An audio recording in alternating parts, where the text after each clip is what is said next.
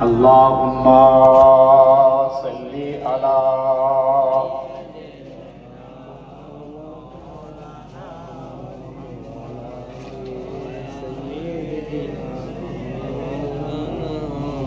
सबा तू बता दे किधर है मदीना, मैं उधर को जाऊं जिधर है मदीना। तड़पता है दिल मचलती है आंखें, अब कोई और बता दे किधर है मदीना। अल्लाहुम्मा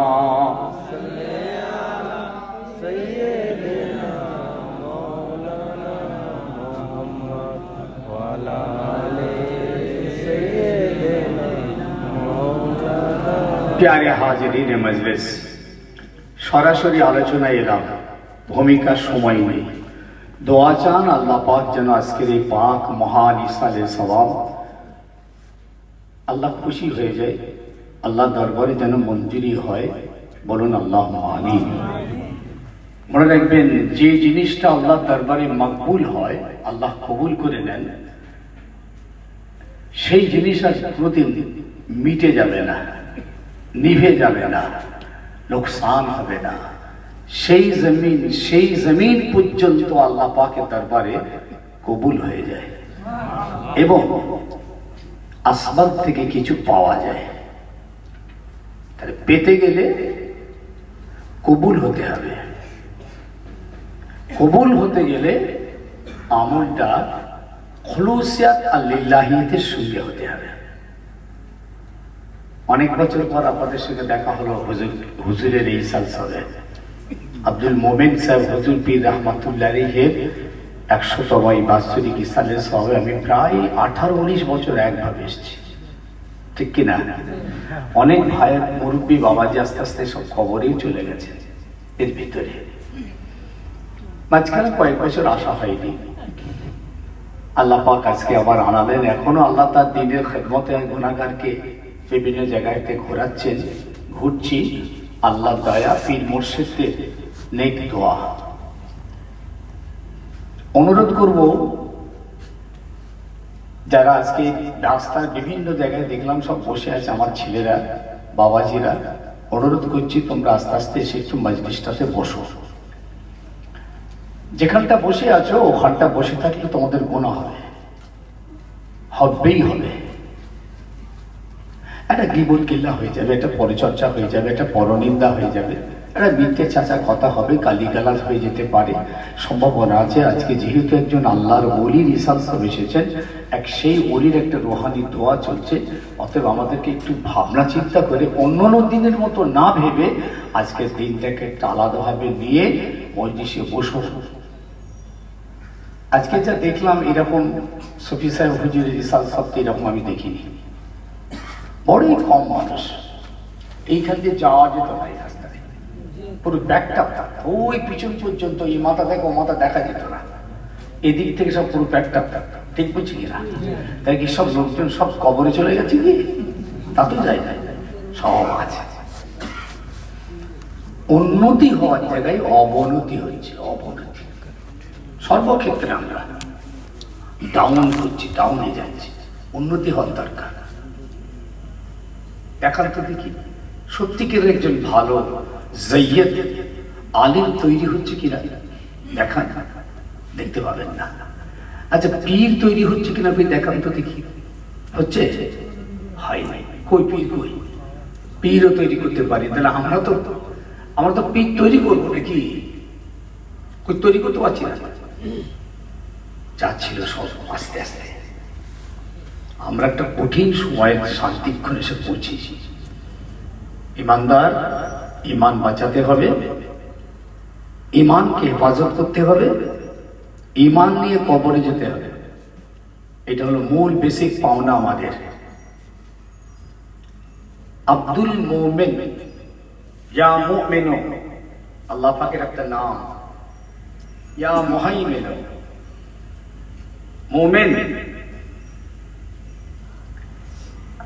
তার থেকে হয়েছে মুমিনি।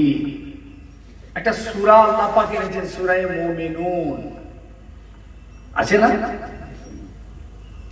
আজকে সফি আব্দুল মোমেন সাহেব হুজুর রহমাতুল্লাহের জলসা, এই মুমিনুন, এই যে মোমেন, এই শব্দটার উপরে বক্তব্য রাখলে রাতকে রাত পার হয়ে যাবে।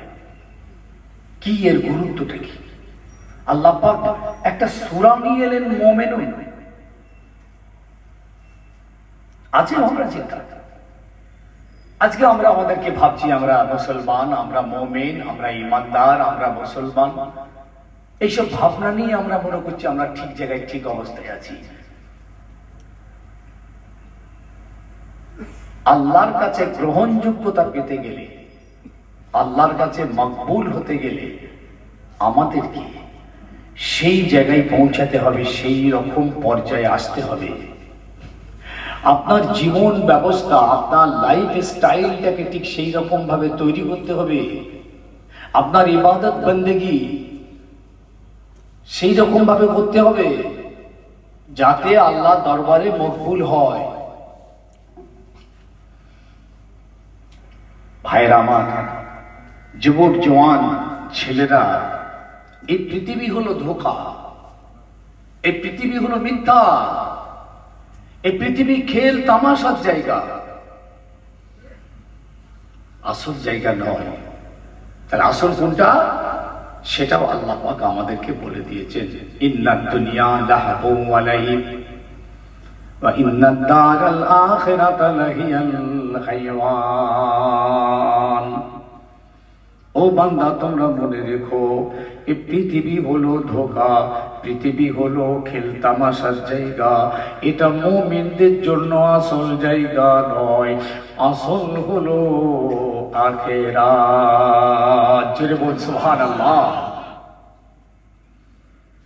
আখিরাত সবকিছু হিসাব ওখানে। ইমানদারের নজর থাকবে ওপর দিকে,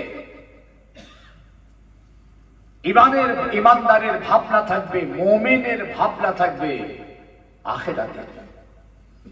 এই জন্যই তো সুফি আব্দুল মোমিন সাহেব হুজুর রহমাতুল্লাহ আলাইহি পীরের কাছ থেকে হুকুম নেওয়ার পর জঙ্গলের ভিতরে তিনি চলে গেলেন। বিভিন্ন জঙ্গলে জঙ্গলে জঙ্গলে জঙ্গলে ঘুরলেন। এক জঙ্গলে তিনি 7 বছর তিনি আল্লাহর ইবাদতে ছিলেন, শুধু খোদাকে পাওয়ার জন্য। দুনিয়ার কোনো লোভ লালসা থাকবে না, দুনিয়ার কোনো মোহ থাকবে না, দুনিয়ার কোনো চাহাত তাদের থাকবে না। এই শক্তি পাওয়ার নিয়ে তার আল্লাহ জমিনে আল্লাহর ইবাদতে দিন কাটালেন। আল্লাহ ছাড়া তাদের কিছু পাওনা ছিল না, কিছু চাওয়া ছিল না, কিছু বলার ছিল না। তারা দুনিয়া চাননি, আখিরাত চেয়েছিলেন। এই জন্য তাদের দুনিয়া পায় নাই, দুনিয়া নসিব হয় নাই। তারা কেবল আখিরাত চেয়েছিলেন, আল্লাহ তাদের আখিরাতটা কামিয়াব করে দিয়েছেন। আল্লাহ পাক তাই জানিয়েছেন, বাবাজি তোরা আমার কাছে দুনিয়া আখিরাত দুটো যদি চাস, তাহলে দুটোই তোরা পাবি। যদি শুধু আখিরাত চাস, আখিরাত পাবি, দুনিয়া পাবি না। যদি শুধু দুনিয়া চাস, দুনিয়া পাবি, আখিরাত পাবি না। কি চেয়েছি আমরা? দুনিয়াটাই চাই। আল্লাহ বলছেন দুটো চাইবি, দুনিয়াও তোদের দরকার, আখিরাতটাও দরকার। রব্বানা আতিনা ফিদ দুনিয়া হাসানাতাও ওয়া ফিল আখিরাতি হাসানা ওয়া কিনা আযাবান নার। বান্দা তোরা আমার কাছে এইভাবে চাইবি, দুনিয়া চাইবি, আখিরাতটাও চাইবি, আমি তোদের দুটোই পূরণ করে দেব। বলুন সুবহানাল্লাহ।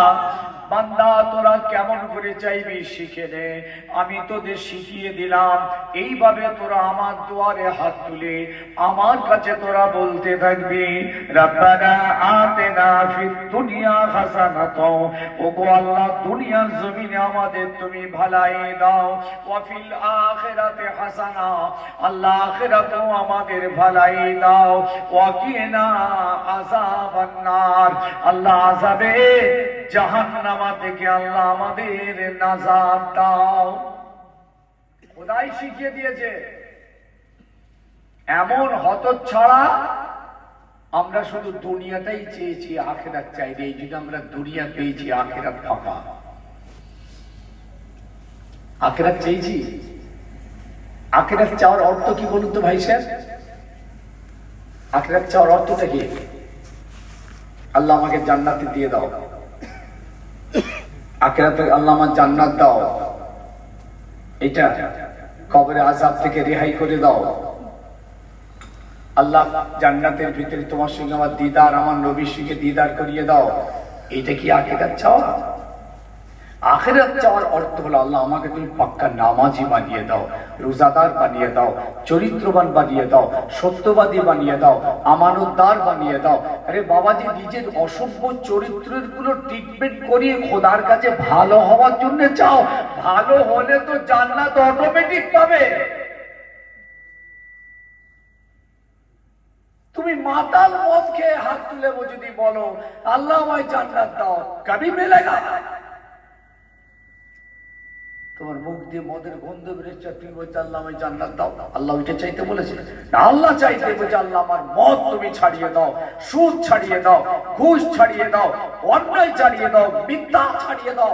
আল্লাহ আমি ভালো হতে চাই, তুমি আমাকে সিরাতাল মুস্তাকিমের পথে চালিত করো। এই হলো আখিরাত চাওয়া। চেয়েছি আমরা?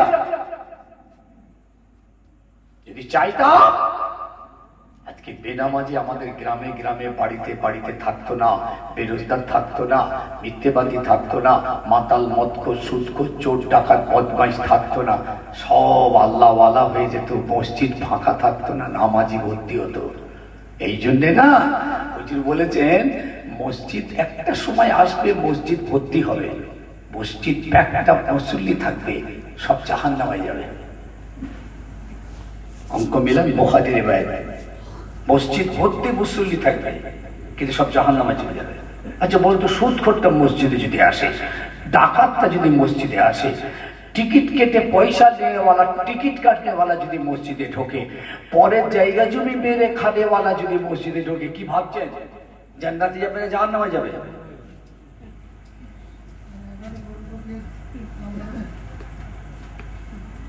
আল্লাহর কাছে চাইতে হবে, আসমানে নজর থাকবে, আসমানে। সুফি সাহেব হুজুর পীর রহমাতুল্লাহ আলাইহি কান্না ওখানে কেঁদেছিলেন, তাই আজকে তাকে স্মরণ আমরা 100 বছর ধরে করছি। কি দরকার? আপনার বাপের তো খেয়াল করেন না, আপনার মা নানি দাদা পরদাদার কবর তো কই খবর রাখেন না, তাদের নামে তো বছরে একবারও মিলাদ দেন না, সুফি সাহেবের নামে দিচ্ছেন কেন? এই জন্যই আজকে আমরা তাদেরকে খুঁজি, যেহেতু তারা আল্লাহর হয়ে গিয়েছেন, আল্লাহকে হাসিল করেছেন, রসুলকে হাসিল করেছেন। বুঝেছেন? উরফা শরীফ আর দাদা পীর রহমাতুল্লাহ আলাইহিকে সারা বাংলা আসামের মানুষ আজ বুকের অন্তরে জায়গা দিয়েছেন। কেন বলুন তো? এই জন্যই যে তিনি আল্লাহকে হাসিল করে নিয়েছেন।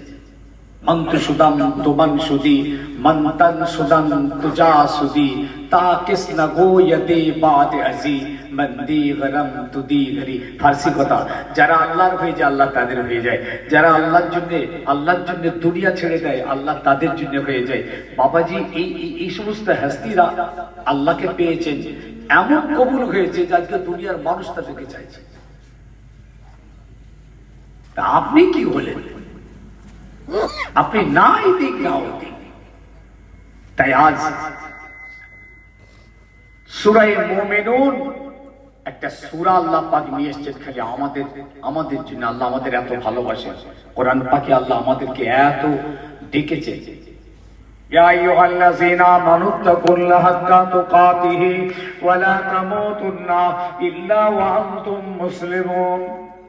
ইয়া আইয়ুহাল্লাযীনা আমানু, ইয়া আইয়ুহাল্লাযীনা আমানু, কোরআনের কত জায়গায় আল্লাহ আমাদেরকে ডাকছেন, হে মুমিনরা, হে মুমিন বান্দা, হে ঈমানদার, হে মুমিন, শুধু ডাকছেন আমাদেরকে। আর যখন সবাইকে ডাকছেন ইয়া আইয়ুহান নাস, হে মানব জাতি, হে মানব জাতি, হে মানুষেরা, হে আমার বান্দারা, তখন সবাইকে আল্লাহ পাক ডাকছেন। যখন আমাদেরকে খাস করে ডাকছেন তখন বলছেন ইয়া আইয়ুহাল্লাযীনা আমানু।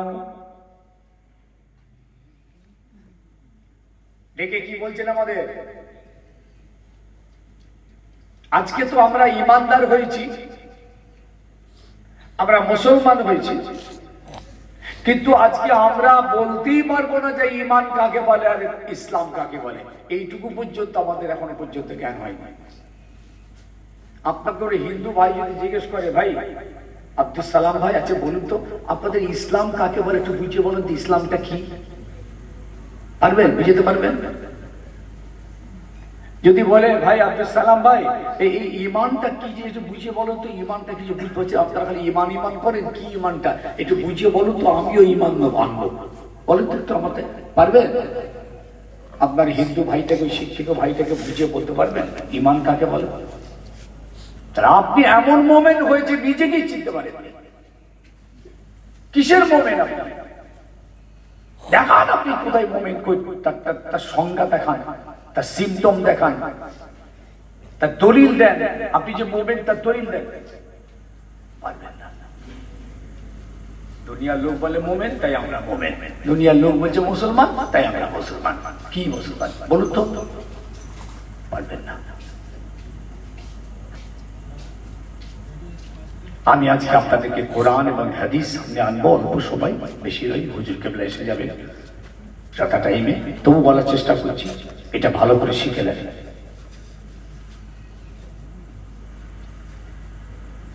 ঈমান হলো বিশ্বাস।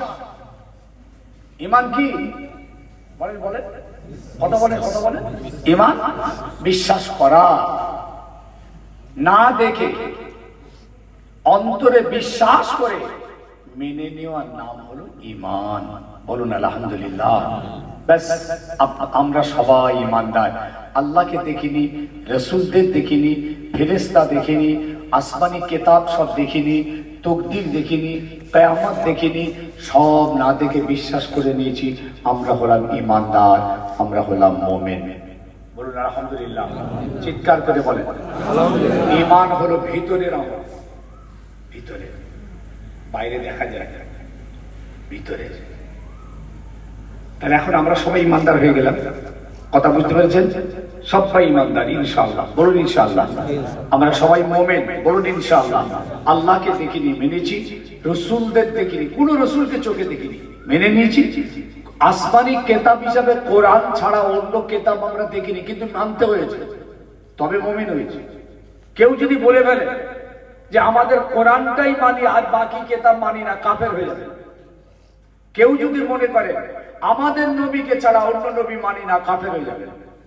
সমস্ত নবীকে আমরা মেনেছি, কথা বুঝেছেন? জি। তাকদীর চোখে দেখেছেন? তাকদীর আমরা করি, তাকদীর দেখেছেন কি? দেখিনি, কিন্তু মানতে পেরেছে। দেখেছেন? যা কিছু ভালো মন্দ আমাদের জীবনে ঘটে সব তাকদীর মতো হয়। আল্লাহ তাকদীরে লিখে রেখেছেন, সেই মতো আমাদের জীবনে ঘটছে। বাস, ওয়াল কাদরি খাইরিহি ওয়া শাররিহি মিনাল্লাহি তাআলা।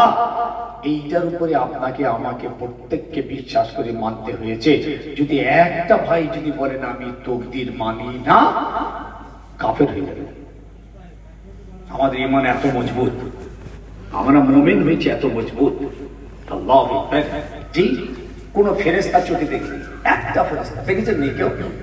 কেউ যদি বলেন আমি সব ফেরেশতাদেরকে বিশ্বাস করে মানি, কিন্তু আজরাইলকে মানি না, কাফের হয়ে যাবে। ঘুমাবেন না ভাই? ঘুমিয়ে পড়ছেন নাকি? ঘুমটুম লাগছে আপনাদের? এই রে আল্লাহ, রে আল্লাহ।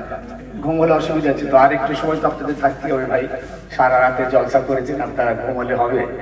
আমাদের একটা করে হয়েছে তুলছেন, একটা করে নামাচ্ছেন, একটা করে তুলছেন, একটা করে নামাচ্ছেন। ভালোই তো মজা, ভালোই খেলনা কি দিয়েছে না? লিয়ায় একটা করে তোল, নামিয়ে দেয়, আর একটা লিয়ায়। মামনি 1-1.5 ঘন্টা চিৎকার করে ঘেমে ঘুমিয়ে নাবা আর একটা লিয়া, তাও একটা করে ধরে ধরে নিয়ে যখন গ্যারেজ করেছেন লিয়া তোল নাবা চলে যায়। আজকে আমাকে টেলিফোন করলেন মির্জাপুর থেকে, বললে হুজুর সে আমাদের শেষ হুজুরটা এসে ঠেকেছে কটাই জানেন, কটাই এলো গো? বললে হুজুর 5টার সময় এলো। তারপর ফিরিয়ে দিলে না ওয়াজ করালে? বলে না, উঠলো 5টায় জলসায় উঠেছে। সেই হুজুর 5টা থেকে এত তেজ ধরে গেছে 8টা পর্যন্ত ওয়াজ করেছে। না না, নামাজ তার আগে হয়ে গেছে 4:30, নামাজটা করে নিয়েছে। এবার কি করে ছেড়ে দেবো? হুজুর এসে গেছে 5টায়, নারে তাকবীর, আল্লাহু আকবার, হুজুর কেবলা জিন্দাবাদ। 5টা থেকে 8টা 3 ঘন্টা সূর্য মাথায় উঠে গেছে। একটা ছেলে বেনামাজি যদি নামাজি হতো, একটা বেরোজগার যদি রোজাদার হতো, একটা মিথ্যেবাদী যদি সত্যবাদী হতো, একটা দাঁড়িয়ে মোতা যদি বসতে পারতো, জানতো ওর 8টা পর্যন্ত জলসা আল্লাহ দরবারে কবুলে। কি বেদাতি চালি হলো, সব বেদাতি কাজ। বেজুজির কেবলা বললেন, বাবা আসর থেকে চালু করো, মাগরিব থেকে ঈশা থেকে একটা বক্তা দাও, 11টা থেকে 12টার মধ্যে সভা শেষ করে দাও। আর আমি যদি বলি এমনি তো 8 বছর পর এলুম, কি ওয়াজ করেছিলাম জানি না। এই যদি বলি এখন এই পুলিশে গ্রামপুরের লোক বলবে পুরো আউট করে দেবে। আউট তো হওয়ার কথাই, কিন্তু কথা হচ্ছে বাস্তব শরীয়তের কথা বলছি আপনাদের।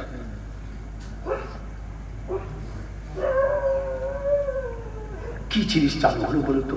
আমি আমার 40 বছরের জীবনে একবারও দেখলাম যে একটা ছেলে উঠে এসে আমাকে বললো, হুজুর আমি তওবা করি, একটু ব্যায়াত করে দেন। আমি ইনশাআল্লাহ তওবা করছি, কাল থেকে আমি নামাজ শুরু করবার, জীবনে নামাজ কাজা করবো না। আমার লাইফ একটা পাইনি। লাখ লাখ জলসা হয়ে গেছে আমার জীবনে, সারা বাংলাদেশ, এখানে আপনার সারা ভারতবর্ষ, আসাম, খালি পশ্চিম বাংলা নয়, সারা ভারতবর্ষ। একটা আমার জীবনে আসে। কি করেছি বলুন তো? কিছু করতে পেরেছি?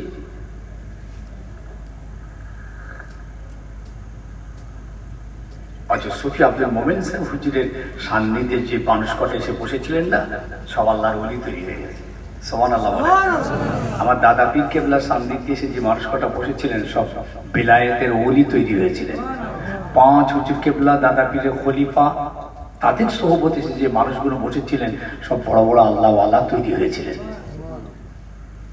এই জন্যই তো আল্লাহ পাক কোরআন পাকে বলেছেন, অকুনু মা সাদিকিন, তোমরা আমার সাদিকিন বান্দাদের সঙ্গে বন্ধুত্ব রাখবে, পাশে থাকবে। সাদিকিন, সালেহিন, আরেফিন, আলেমে হাক্কানি, আলেমে দ্বীন, এই সমস্ত হাক্কানি মানুষদের সোহবতে থাকবে, তাদের সঙ্গে বন্ধুত্ব রাখবে। ভালো মানুষদের সোহবতে বসো, ভালো হয়ে যাবে। আমরা বসি, কজন আলেমদের পাশে বসেছেন বলুন তো? বলেন, বসে তৈরি হওয়া তো কঠিন ব্যাপার। দাদা পীর কেবলা রহমাতুল্লাহ আলাইহি নিজের পীরের সোহবতে 12 বছর ধরে পুঁটি মাথায় করে ঘুরেছে। খালি আমরা শুনেছি, বলেছি আর সুবহানাল্লাহ পড়েছি, চ্যাপ্টার শেষ। একটু ভেবেছি কি 12 বছর ধরে তিনি পুঁটলি মাথায় করে পীরের পিছনে পিছনে ঘুরছেন? এমনি তৈরি হয়েছে?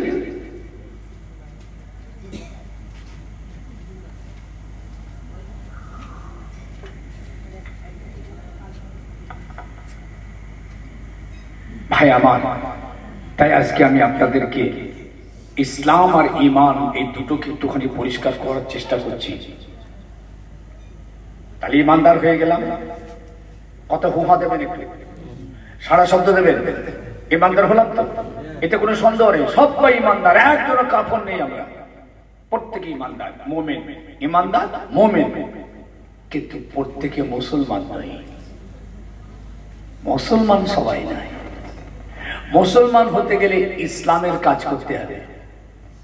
ঈমান আপনি এনেছেন, আপনার দায়িত্ব হলো ইসলামের কাজ করা। আপনি ঈমানের ভিতরে চলে এসেছেন, মুমিন হয়ে গেছেন, আপনি যখন মোমেন ব্যক্তি হয়েছেন, এবার আপনার দায়িত্ব হলো ইসলামের কাজ করা।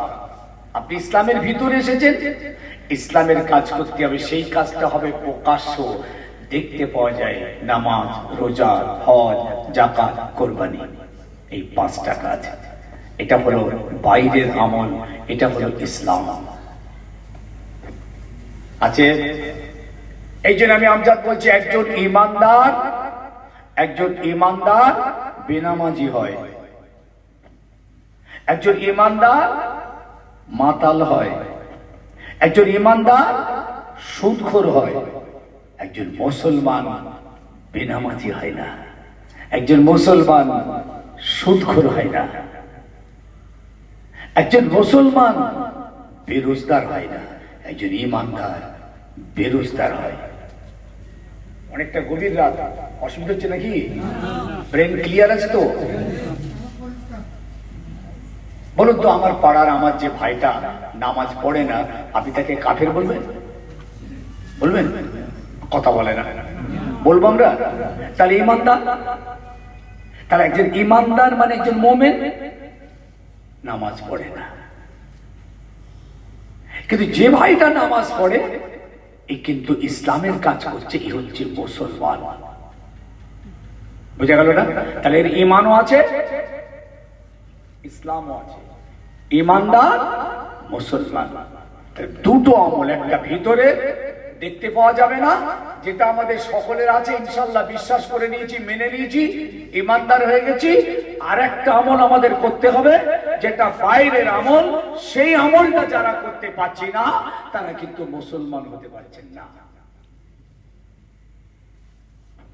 আমি কোরআনের আয়াত আনছি, আমি আমার বানাওটি কথা বলছি না। বানাওটি কথা কোনো মৌলানা, বক্তা, হুজুর, আলেম যদি বলে না, আল্লাহ রসুল বলেছেন সে যেন জাহান্নামের ভিতরে তার ঠিকানাটা ঠিক করে নেয়।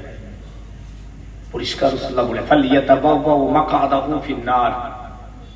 যদি কোনো বক্তা নিজের মন গড়া কথা বলে, বানিয়ে কোনো কথা বলে, নিজের কথার সঙ্গে কোরআনের কথার মিলিয়ে দিয়ে যদি কেউ কথা বলে, আমি রাসূলুল্লাহ আমার কথাগুলোকে যদি নিজের বলে গুলিয়ে দিয়ে সে বলে, তাহলে আমি মুস্তাফা বলে যাচ্ছি, সে যেন তার ঠিকানাটা জাহান্নামের মধ্যে ঠিক করে নেয়।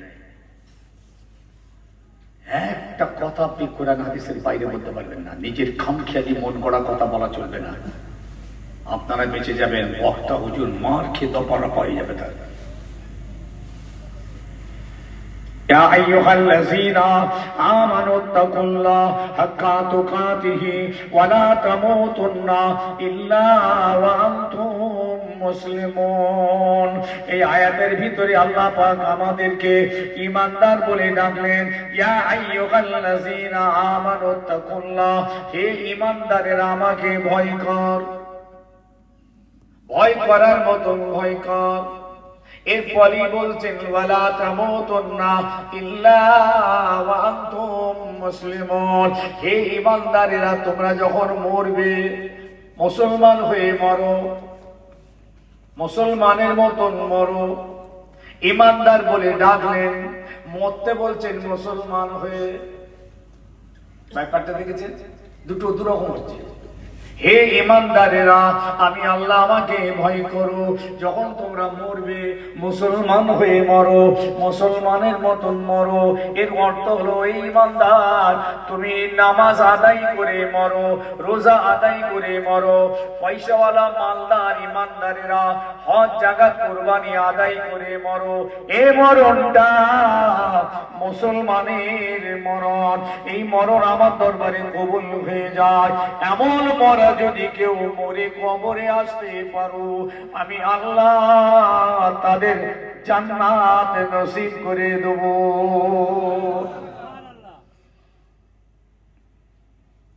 মুমিন আপনি, ঈমানদার আপনি, আপনার কর্তব্য হলো আল্লাহর শরীয়তের হুকুমগুলোকে মেনে চলা, তবে আপনি মুসলমান হবেন। ভাই আমার, বাপ আমার, দুনিয়ার মানুষেরা, কোরআন হাদিস পাকে রাসূলুল্লাহ বলেছেন মুমিন কাকে বলবে? আল মুমিনু আল মুসলিমু মান সালিমাল মুসলিমুনা মিন লিসানিহি ওয়া ইয়াদিহি। সাহাবারা জিজ্ঞেস করলেন, ইয়া রাসূলুল্লাহ, মুসলমান কাকে বলা হবে, কাকে মুসলমান বলে চিনব? আল্লাহ নবী বললেন, আল মুসলিমু মান সালিমাল মুসলিমুনা মিন লিসানিহি ওয়া ইয়াদিহি। যে মুসলমানের একটা হাত আর মুখ থেকে আরেকজন মুসলমান নিরাপদ থাকবে, এটাই হলো মুসলমান। আল্লাহর চোখে, রাসূলের চোখে ইনি হবেন মুসলমান। আপনার হাত থেকে আরেকজন ভাই নিরাপদ থাকবে, আপনার হাতের দ্বারা অত্যাচার হবে না, মেরে কেড়ে নেওয়া হবে না, কোনো আঘাত আপনি দেবেন না, মুখের দ্বারা কোনো আঘাত দেবেন না, কোনো কষ্ট দেবেন না, কোনো কড়া কথা বলে তাকে দুঃখ দেবেন না। আপনার মুখ আর হাত থেকে আপনার ভাইটা যখন নিরাপদ থাকবে, আপনি হলেন একজন মুসলমান। হাতের আমলটা বাইরের না ভিতরের? কথা বলে না। আপনার ভাইকে আপনার হাতের দ্বারা কোনো কষ্ট দিলেন না, তাহলে হাতের দ্বারা যদি আমরা কষ্ট দিই, এটা কি বাইরের আমল না ভিতরের আমল? দেখতে পাওয়া যায়। তার মাল কেড়ে নিয়েছেন, তার টাকা কেড়ে নিয়েছেন, তার জমি কেড়ে নিয়েছেন, এই কথা বলে না। মিথ্যা সই করছেন হাত দিয়ে, মিথ্যা সই, সাক্ষী। কোর্টে উঠে আপনি মুখ দিয়ে জজের কাছে তার বিরুদ্ধে মিথ্যা সাক্ষী দিচ্ছেন। সাহিত্যাল জুর ফিন্নার, আল্লাহর হাবিব বলেছেন, যারা মিথ্যা সাক্ষী দেবে এরা জাহান্নামী। তাহলে মুসলমানের ডেফিনেশন আমার রাসূল বললেন, তাহলে হাতের আর মুখের দ্বারা কোনো কষ্ট দেবে না, ইনি হবেন একজন মুসলমান। আল্লাহু আকবার। ভাই আমার, বাবা আমার, সোনার মানিক যুবক জওয়ানেরা, তাই বলে যাচ্ছি, আল্লাহ নবী আরো জানিয়েছেন, তুকরিউস সালামা ওয়া তুতিমুত তুআম আলা মান আরাফতা মান লাম তারিফ। সবথেকে উত্তম মুসলমান কাকে বলা হবে? সাহাবীরা জিজ্ঞেস করলেন, ইয়া রাসূলুল্লাহ, উত্তম মুসলমান কাকে আমরা বলবো? আল্লাহ নবী বললেন, তুতিমুত তুআমা ওয়া তুকরিউস সালামা আলা মান আরাফতা মান লাম তারিফ। দুনিয়া জমিনে দেখবে যারা আরেকজন গরীব এতিম মিসকিনকে খানা খাওয়াবে এবং সালাম লেনদেন করবে, এই সালাম দেওয়া, খানা খাওয়ানো বাইরের আমল, এটা একজন মুসলমানের কাজ। আপনার ঈমান তো ভিতরে আছে, ঈমানের বহিঃপ্রকাশ ঘটবে আপনার আমলের দ্বারা, আমলটাই প্রমাণ করবে আপনি একজন মুসলমান।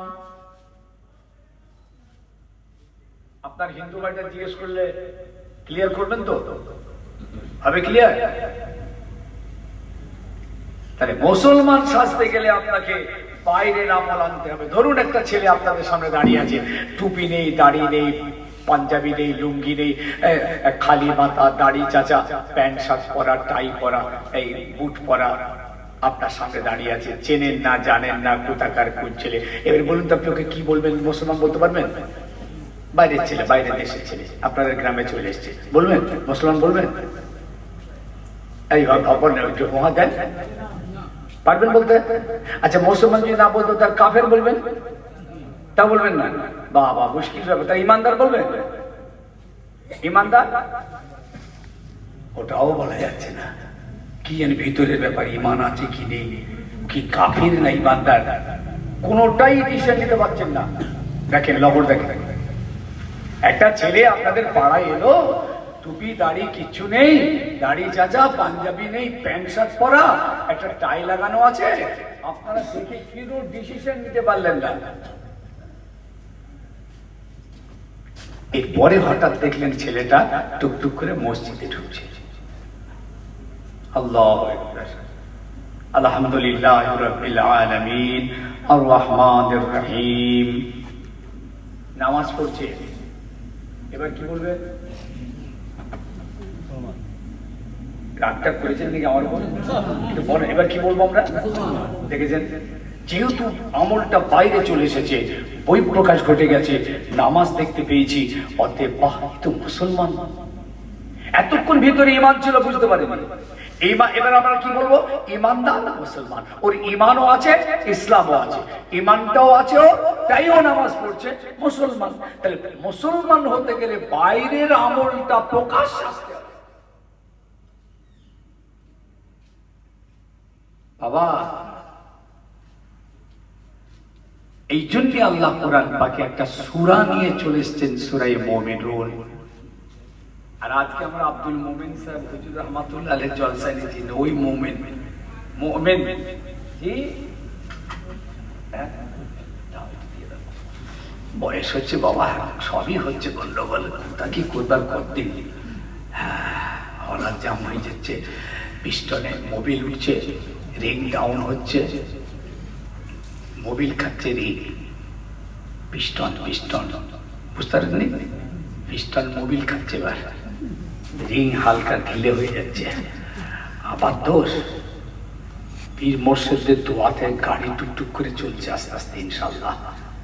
এখনো পর্যন্ত আল্লাহ বলাচ্ছেন আপনাদের দোয়াতে। এবার একটা হাদিস আনছি, হাদিস মুসলিম শরীফ, হাদিসটা হলো মুসলিম শরীফ। এই হাদিসটা পৃথিবীর সব আলেমরা জানেন, সব থেকে বড় হাদিস এটা। একে হাদিস বলা হয়, বড় হাদিস, হাদিসের মা বলা হয়। আল্লাহ নবী বসে আছেন, শুনছেন একগ্র মনে? আল্লাহ নবী বসে আছেন মসজিদে নববীতে। একটি লোক এলো, সাদা গায়ে একটা চাদর জড়িয়ে আছে, আর মাথাটা খালি, আর হুজুরের কাছাকাছি চলে এলেন। কিন্তু লোকটাকে মসজিদে নববীর যত সাহাবী ছিলেন কেউ চিনতে পারেননি। কে লোকটা? একটা অচেনা অজানা মানুষ। আল্লাহ রাসূলের দরবারে এসে বসে গেলেন। আরে বসেছেন একদম সামনাসামনি। আসসালামু আলাইকুম ইয়া রাসূলুল্লাহ।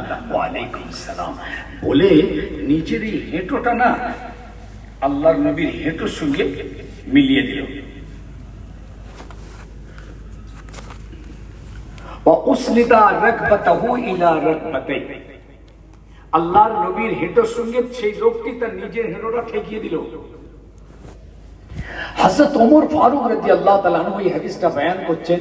উনি খুব একটু গরম হয়ে যাচ্ছেন, মনে মনে একটু অসন্তুষ্ট যে এত বড় সাহস কে এই লোকটা যে আমার নবীর হেঁটোর সঙ্গে হেঁটো মিলিয়ে দেয়। এরপরই লোকটা কি করলো জানেন? নিজের দুটো হাত আল্লাহর নবীর রানের উপরে রাখলো। ওয়া ওয়াজা কাফাইহি আলা ফাযইহি। ওমর তো আরো রেগে গেলেন, গায়ে হাত দিচ্ছে আমার রসুলের রানে হাত, কিন্তু রসুল কিছু বলছেন না, সাহাবীরাও কিছু বলছেন না। কোন সাহাবী চিনতে পারছি না লোকটাকে, কোথা থেকে এলো, কি সাহস। আমরা রসুলের দিকে তাকিয়ে কথা বলতে পারতাম না, সাহাবীরা আল্লাহ নবীর দিকে তাকিয়ে কথা বলতেন না, চোখে চোখ রেখে কথা বলতেন না, মাথা হ্যাট করে কথা বলতেন। আদব, আল্লাহর হাবিবের সম্মান এত গভীর, চোখে চোখ রেখে কথা বলতে পারছেন না সাহাবায়ে কেরামরা, মাথা নিচু করে কথা বলছেন। আল্লাহর হাবিব যখন অন্যদিকে তাকাতেন তখন সাহাবীরা চাঁদ মুখটার দিকে তাকিয়ে তাকিয়ে দেখতেন। আবার রাসূল যখন মোবারক এদিকে ঘুরাচ্ছেন সাহাবীরা নিচু হয়ে যাচ্ছেন। আজকে আমাদের অবস্থা বলুন তো, হ্যাঁ? মানামানির কোনো খবর আছে? কিয়ামতের আলামত, বড়দের সম্মানও নেই আর ছোটদের স্নেহ নেই, কিয়ামতের আলামত রাসূলুল্লাহ বলে দিয়েছে। আর হুজুর এটাও বলেছেন, মাল্লাম ইয়ারহাম সাগীরনা ওয়া মাল্লাম ইউআক্কির কাবীরনা ফালাইসা মিন্না। যারা বড়দের সম্মান করে না আর ছোটদের স্নেহ করে না, আমি মুস্তাফা বলে যাচ্ছি, সে আমার মধ্যে নয়। আছে বাপের সম্মান ছেলেরা করছে, চাচার সম্মান, দাদার সম্মান, বড় ভাইয়ের সম্মান করছে, পাড়া প্রতিবেশীর মুরব্বীদের সম্মান ছেলেরা করছে, আরে গালাগালি করছে, চোখ রাখিয়ে গালাগালি করে কথা বলে চলে যাচ্ছে। মানামানির কোনো খবর নেই। ছাত্র ওস্তাদের সম্মান করে না, ওস্তাদ হেঁটে যাচ্ছে, ছাত্র সাইকেল চড়ে গায়ে গায়ে ধাক্কা মেরে চলে যাচ্ছে। কিয়ামতের আলামত এটা। আল্লাহ নবীকে ওই আগন্তুক বললেন, ইয়া রাসূলুল্লাহ, ইয়া হাবিবাল্লাহ, আখবিরনি আনিল ঈমান। আপনি আমাকে ঈমান কাকে বলে একটু বুঝিয়ে বলুন। ইয়া রাসূলুল্লাহ, ঈমান কাকে বলে, ঈমান কাকে বলবো, আমায় একটু বুঝিয়ে বলবেন। আল্লাহর হাবিব জবাব দিলেন, আমানতু বিল্লাহি ওয়া মালাইকাতিহি ওয়া কুতুবিহি ওয়া রুসুলিহি ওয়াল ইয়াউমিল আখির ওয়াল কদরি খাইরিহি ওয়া শাররিহি মিনাল্লাহি তাআলা ওয়াল বাস বাদাল মউত। এই কলমায়ে মুফাসসাল আল্লাহ নবী শুনিয়ে দিয়ে বললেন, ও আমার সাহাবীরা, এতগুলো বিষয়ের উপরে যারা না দেখে বিশ্বাস করে যারা মেনে নেবে, এটাই হবে ঈমান। ফাহুয়াল ঈমান।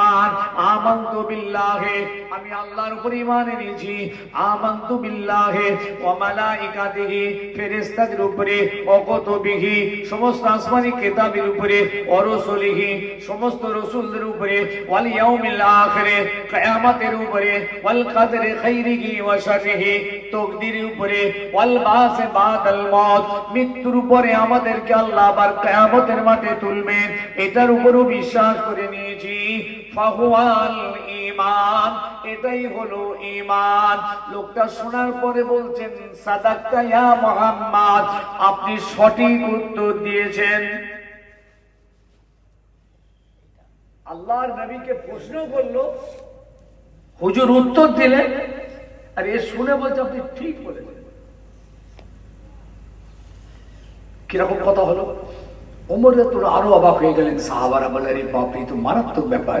হুজুরকে জিজ্ঞেস করলো, হুজুর উত্তর তো লিখে বলছে আপনি ঠিক বলেছেন। মানে কি তাহলে সব জানে? নবীকে পরীক্ষা করছে নাকি? ছাত্র পরীক্ষা করছে শিক্ষককে নাকি? এরপরে লোকটি দ্বিতীয় প্রশ্ন করলো, ইয়া মুহাম্মদ আখবিরনি আনিল ইসলাম, মুহাম্মদ ইসলাম কাকে বলে, একটু আমাকে বুঝিয়ে বলুন। শিখতে হবে আজকে, আপনাদের ভালো করে জানতে হবে। আপনি নিজের ঈমান নিজেই আপনি জানেন না ঈমান কাকে বলে। কেন আপনাকে মুমিন বলা হবে এটাই আপনি জানেন না। কেন মুসলমান বলা হবে এটাও আপনি জানতে পারেননি। দাড়ি রাখলে মুসলমান না। দাড়িতে সারা পৃথিবীর লোকের দেখবেন কত লোক দাড়ি রেখেছে, কি বলে মুসলমান বলবে? ঈমান থাকবে, ঈমানের বহিঃপ্রকাশ হিসাবে দাঁড়িয়ে থাকবে, এটা ডকুমেন্টস মুসলমানের। এটার অর্থ হলো এর ভিতরে ঈমানও আছে, ইসলামও আছে। দাড়ি নেই, ওর ঈমান আছে, ও মুমিন, ইসলাম নেই। আল্লাহ একেও জান্নাত দেবে। ঈমানদার মুমিন এও জান্নাতে যাবে, কে কাফির বলতে পারবো না, কিন্তু মুসলমান নয় যেহেতু তার মধ্যে ইসলাম নেই। দাড়ি চাচা। বাংলাদেশের 2 ডজন আলেম, বাংলাদেশের 2 ডজন আহলে হাদিসদের আলেম, এই আহলে হাদিসদের কথা শোনেন। আহলে হাদিস এরা ফতোয়া দিয়ে দিয়েছে যারা নামাজ পড়ে না, ইচ্ছায় আর অনিচ্ছায় সব কাফের কাফের কাফের, মুশরিক। একদম 2 ডজন বড় বড় আলেম, দিকপাল আলেম, যাদেরকে আপনারা সোশ্যাল মিডিয়ায় দেখেন, যাদের ওয়াজ শোনেন। 1.5 লাখ টাকা ফি আছে, এরোপ্লেনে করে মানে হেলিকপ্টারে করে সভা করতে যায়। এইসব বড় বড় পণ্ডিত যাদের যাদের আপনারা ভালো ভালো ফ্যান হয়ে গেছে, ওদের ভেতর তো জানেন না সব বরবাদ। বলছে কাফের। আমরা কিন্তু কাফের বলি না, যারা নামাজ পড়ে তাদের গুনাহগার বলি, ঈমান দুর্বল বলি, কাফের বলি না, ঈমান দুর্বল বলি। তাদেরকে আমরা ঈমানদার বলি, মুমিন বলি, কাফির বলি না। তবে তারা গুনাহগার, এটা আমরা বলি। ইসলামিক রাষ্ট্র হলে, ইসলামিক শাসন ব্যবস্থা থাকলে তাহলে তাদেরকে বলা হতো চাবুক মারো, চাবুক। কিন্তু কাফের নয় তারা। দুটো প্রশ্ন হয়ে গেল, ঈমান কাকে বলে, ইসলাম কাকে বলে। যেই প্রশ্ন করেছেন আখবিরিনি আনিল ইসলাম, মুহাম্মদ ইসলাম কাকে বলে একটু আমাকে বুঝিয়ে বলুন। আল্লাহ নবী বলেন, নামাজ পড়া, রোজা রাখা, হজ করা, যাকাত দেওয়া, কুরবানি করা, ফাহুয়াল ইসলাম। এই কথা বুঝতে পারছেন? তাই 5টা কাজ করতে বললেন হুজুর। বাইরের কাজ দেখতে পাওয়া যায়, এটা ইসলাম। লোকটা শুনে বললেন, সাদাক্তা ইয়া মুহাম্মদ, হে মুহাম্মদ আপনি সঠিক উত্তর দিয়েছেন। এরপরে আরো কিছু প্রশ্ন করলো। যেমন প্রশ্ন করলো, মোহাম্মদ বলুন না ইহসান কাকে বলে, আকবরিনী আদিল ইহসান। আল্লাহ নবী বললেন নামাজটা এমন ভাবে পড়তে হবে যেন তুমি আল্লাহকে দেখতে পাচ্ছ। যদি এইরকম অবস্থা তোমার মধ্যে না আসে তাহলে অন্তত এই হালটা তোমার মধ্যে হোক যে আল্লাহ তোমাকে দেখছেন, এটাই হলো ইহসান। এরপরে বলছেন মোহাম্মদ আকবরিনী আনিস সাআ, আকবরিনী মা তাতাকুবুস সাআ, কবে কিয়ামত হবে একটু মোহাম্মদ বলবেন আমাকে? হেঁটো ঠেকানো আছে, হাত লাগানো আছে, কিয়ামত কবে হবে একটু বলবেন? আল্লাহ নবী বললেন আমার থেকে আপনি ভালো জানেন। সাহাবীরা অবাক হয়ে গেলেন, আমার নবীর থেকে লোকটা ভালো জানে, লোকটা কি? রাসূল বলছেন যে আমার থেকে আপনি ভালো জানেন। মাল মাসউল বিআলামু মিনাস সাইল। আমার হাবিব আরবি শব্দ এইভাবে বললেন, মাল মাসউল বিআলামু মিনাস সাইল। আপনি আমাকে প্রশ্ন করেছেন, আপনার থেকে আমি বেশি জানি না, আমার থেকে আপনি বেশি জানেন কিয়ামত কবে হবে। তখন লোকটা বলছেন আচ্ছা ঠিক আছে মুহাম্মদ, তাহলে আপনি আমাকে কিয়ামতের আলামত একটু বলুন। শুনছেন? কিয়ামতের আলামত। কিয়ামতের আলামত তো ছোট ছোট আলামত তো সব প্রকাশ হয়ে গেছে, বড়গুলো বাকি আছে। ছোটগুলো সব বাড়িতে বাড়িতে, পাড়ায়, গ্রামে, গঞ্জে, হ্যাঁ ছোট ছোট কিয়ামতের আলামত একদম কান মতোই চলে এসেছে। বড়গুলো বাকি আছে। পশ্চিম দিক থেকে সূর্য উঠবে, পূব দিক থেকে আগুন বেরোবে, ইয়াজুজ মাজুজ বার হবে, দাজ্জাল বার হবে, ভূমিকম্প হবে। এসবগুলো এখন বড় বড় বাকি। আল্লাহ কি করবেন, কবে কি হবে জানা নেই কেউ। কিয়ামত কবে কেউ জানে না। আমার রাসূল পর্যন্ত বললেন না, তবে কিয়ামতের আলামত বললেন। এই কিয়ামতের আলামত এই হাদিসে, যে হাদিসটা আমি বলছি, আল্লাহ নবী এতে দুটো আলামত বলেছিলেন। দুটো কিয়ামতের আলামত। কথা শুনছেন? কটা? দুটো। অন্যান্য হাদিসে মিশকাত শরীফে বা অন্যান্য নাসাই, তিরমিজি, আবু দাউদ বিভিন্ন হাদিস আল্লাহ নবী অনেকগুলো কিয়ামতের আলামত বলেছেন, ছোট ছোট। বলবো? শুনবেন সবাই? মাশাআল্লাহ, দেখেন কিয়ামতের আলামত। আল্লাহ নবী বলেছিলেন একটা সময় এমন আসবে পৃথিবী থেকে এলেম আল্লাহ পাক তুলে নেবেন, ভালো ভালো দামি দামি আলেমে হাক্কানীদের আল্লাহ মওত দেবেন, মৃত্যু দিয়ে আল্লাহ এলেমটাকে পৃথিবী থেকে তুলে নেবেন। পৃথিবী এলেম শূন্য হয়ে যাবে, আলেম পৃথিবীতে থাকবে না। কিয়ামতের আলামত। কোন আলেম? যারা আলেমে হাক্কানী, তারাই তো নায়েবে নবী, তারাই তো ওয়ারাসাতুল আম্বিয়া, যাদের ইলম আছে, আমল আছে, যাদের ভিতরে তাকওয়া আছে, পরহেজগারি আছে, খোদা ভীরুতা আছে, লিল্লাহিয়ত আছে, এরাই তো আলেমে হাক্কানী। যাদের ভিতরে অহংকার নেই, হাসাদ নেই, তাকাব্বুরি নেই, ফখর নেই, আমিত্ব নেই, লোভ নেই, রাগ নেই, এরাই তো আলেমে হাক্কানী। এইরকম টপ র্যাঙ্কের আলেমদেরকে আল্লাহ পাক একটা একটা করে পৃথিবী থেকে তুলে নেবেন। পৃথিবী আলেম শূন্য হয়ে যাবে। ফলে হবে কি? ওয়ায়াকসিরুল জিহিলা, সমাজ মূর্খতায় আচ্ছন্ন হয়ে যাবে, সমাজ জাহিল হয়ে যাবে। এদের ভিতরে দিন শরীয়তের জ্ঞান আর থাকবে না। হালাল হারাম, পাক না পাক, ন্যায় অন্যায়, হক না হক, সত্য মিথ্যা, ইনসাফ বেইনসাফ, কোনো জ্ঞান এদের ভিতরে আর পাওয়া যাবে না। সমাজ মূর্খতায় আচ্ছন্ন হয়ে যাবে। এটা হবে কিয়ামতের আলামত। দেখুন মিলছে কিনা, খালি বলবেন আমাকে। মিলছে? দেখুন আজকে হালাল হারামের জ্ঞান আছে আমাদের। এটা হালাল ভাই, এটা হারাম, এটা পাক, এটা না পাক, এটা হক, এটা না হক, এটা ইনসাফ, এটা বেইনসাফ, এটা অন্যায়, এটা ন্যায় আছে। এটা ন্যায় বিচার, এটা অন্যায় বিচার আছে। ন্যায়কে অন্যায় বানিয়ে দিয়েছো, অন্যায়টাকে ন্যায় বানিয়েছো, সত্যটাকে মিথ্যা বানিয়েছো, মিথ্যাটাকে সত্য বানিয়েছো। জিহালাতের আলামত, মূর্খতার আলামত।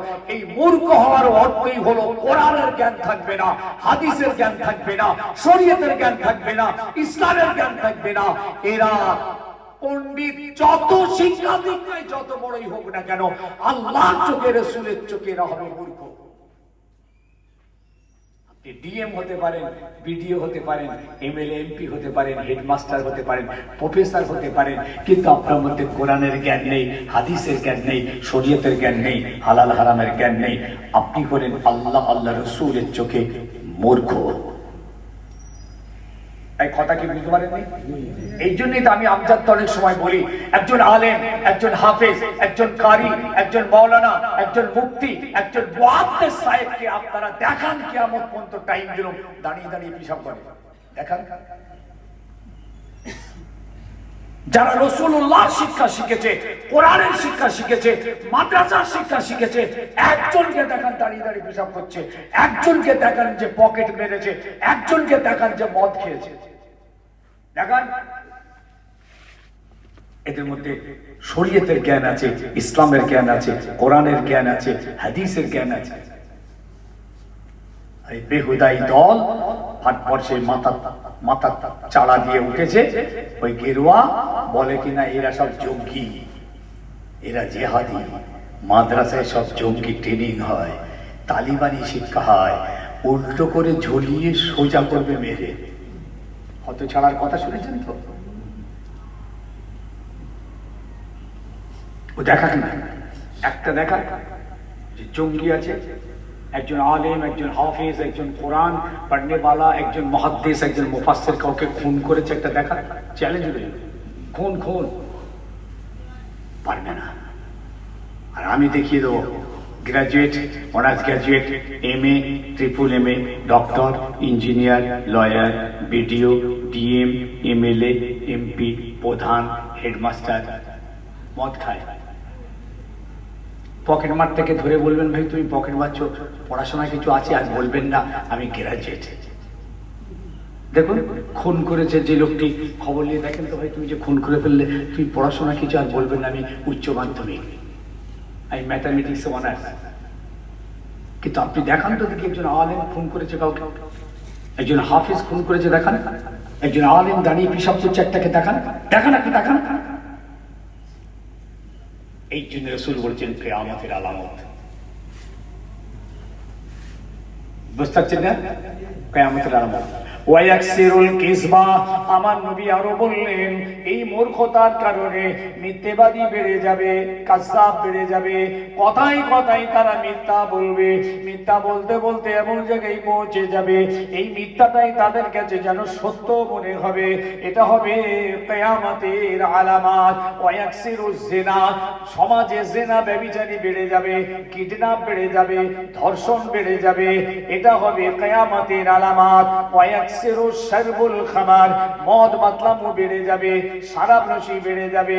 এই শরাব খেতে খেতে তাদের কাছে শরাবটা হালাল মনে হতে থাকবে, এটা হবে কিয়ামতের আলামত। ওয়ায়াকসিরুন নিসা ওয়ায়াকাল্লুর রিজাল। আল্লাহ নবী বললেন সমাজে মেয়েদের সংখ্যা বাড়তে থাকবে, পুরুষের সংখ্যা কমে যাবে, এটা হবে কিয়ামতের আলামত।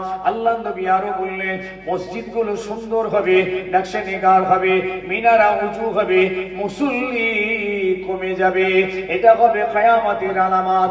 আরো নবী বললেন বাড়ির মহিলারা এরা উলঙ্গ হয়ে যাবে, অশ্লীল পোশাক পরবে, কুরুচিপূর্ণ পোশাক পরে রাস্তায় রাস্তায় তারা ঘুরে বেড়াবে, এটা হবে কিয়ামতের আলামত। আল্লাহ নবী আরো বললেন বৃষ্টি প্রচুর হবে, পানি ব্যাপক হবে, ফসল কমে যাবে, কিয়ামতের আলামত।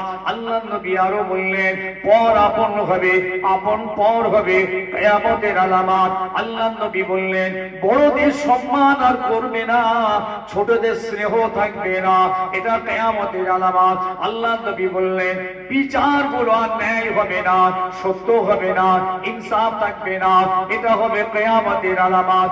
আল্লাহ নবী আরো বললেন আমানতগুলো আর থাকবে না, আমানতের টাকা পয়সা গুলোকে নিজের মনে হবে, আমানতের খেয়ানত করবে, এটা হবে কিয়ামতের আলামত। আল্লাহ নবী আরো বললেন ইউহিব্বুজ যুনুবা ওয়া ইয়ানসাউনা তাওবাতা। এরা গুনাহ করতে ভালোবাসবে কিন্তু তওবা করা এরা ভুলে যাবে। আল্লাহ নবী আরো বললেন ইউহিব্বুল মালা ওয়া ইয়ানসাউনাল হিসাবা। এরা টাকা পয়সাকে ভালোবাসবে, মাল ধন দৌলতকে মহব্বত করবে কিন্তু হিসাব সাহাবেরা ভুলে যাবে। এটা হবে কিয়ামতের আলামত। মিলিয়ে দেন, 100% মিলে যাবে, 100%।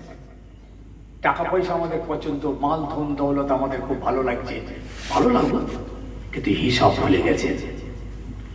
জাকাত দিতে হবে ভুলে গেছেন, জাকাতের হিসাব করেননি, দান খায়রাত করেননি। আপনি টাকা পয়সা খুব ভালোবাসেন, হিসাব ভুলে গেছেন, পরের মেরে পয়সা নিয়েছেন, ঘুষ খেয়ে পয়সা করেছেন, সুদ খেয়ে পয়সা করেছেন, হিসাব ভুলে গেছেন। পয়সাকে মহব্বত করেছেন, টাকা মহব্বত করেছেন, ঐশ্বর্য পছন্দ করেছেন, কিন্তু হিসাব ভুলে গেছে। আপনার আয়টা হারাম, আপনার উপায়টা হারাম। সুদের টাকা আসছে, ঘুষের টাকা আসছে, জি জুয়ার টাকা আসছে, লটারির টাকা আসছে, আপনি হিসাব ভুলে গেছেন। আপনার 100 টাকায় 2.5 টাকা দেওয়ার কথা ছিল, এই হিসাবও ভুলে গেছেন। জাকাত পর্যন্ত আপনি দেন না। এটা হলো কিয়ামতের আলামত।